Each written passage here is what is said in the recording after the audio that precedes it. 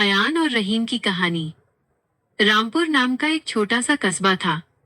वहां छोटे छोटे घर, रंग बिरंगी गलियां और प्यारे प्यारे लोग रहते थे।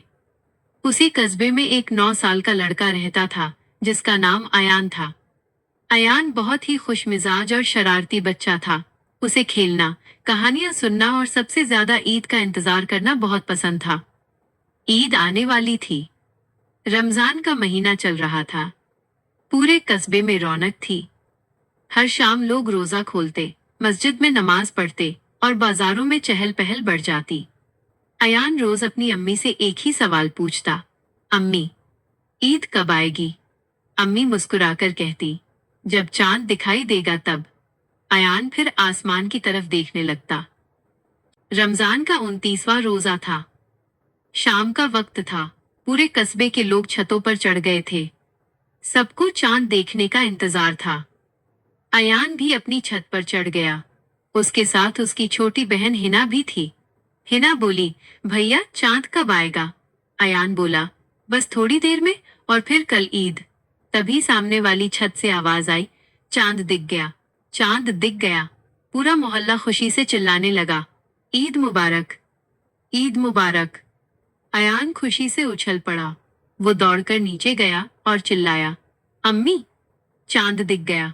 अम्मी ने उसे गले लगा लिया और कहा, तो कल हमारी प्यारी ईद है। अब घर में खूब तैयारी शुरू हो गई। अम्मी ने सेवियां, शीर खुरमा और कई तरह के पकवान बनाने शुरू किए। पूरे घर में मीठी खुशबू फैल गई। अब्बू बाजार से नए कपड़े लाए। अयान के लिए हरे रंग का कुर्ता, पायजामा और सफेद टोपी, और हिना के लिए गुलाबी रंग की सुंदर फ्रॉक। अयान कपड़े देखकर खुश हो गया और बोला, वाह, मैं तो ईद में हीरो लगूंगा।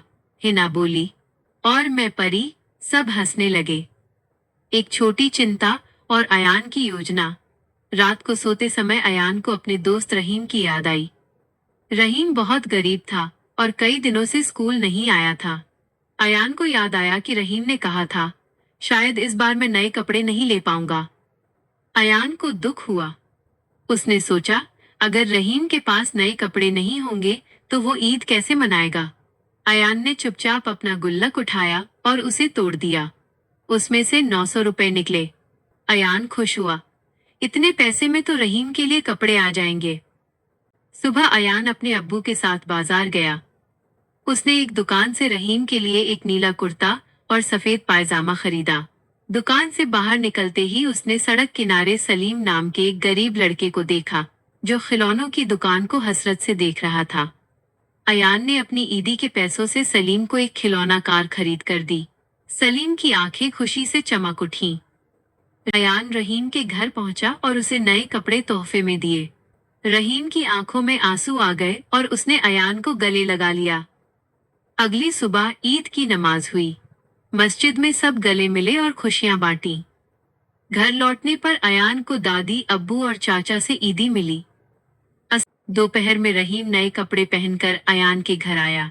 अम्मी को जब पता चला कि अयान ने अपने गुल्लक के पैसों से रहीम की मदद की है, तो उन्होंने गर्व से उसे गले लगा लिया। शाम को जब हिना ने पूछा कि ईद में सबसे अच्छा क्या होता है, तो अयान ने कहा, दूसरों को खुश करना। अब्बू ने भी समझाया कि ईद सिर्फ कपड़ों और मिठाई का नाम नहीं, बल्कि खुशी बांटने का नाम है। उस रात आसमान में चांद ऐसे चमक रहा था जैसे वो भी अयान की नेकी देखकर मुस्कुरा रहा हो। सीख, ईद का असली मतलब है प्यार, दोस्ती और खुशी बांटना।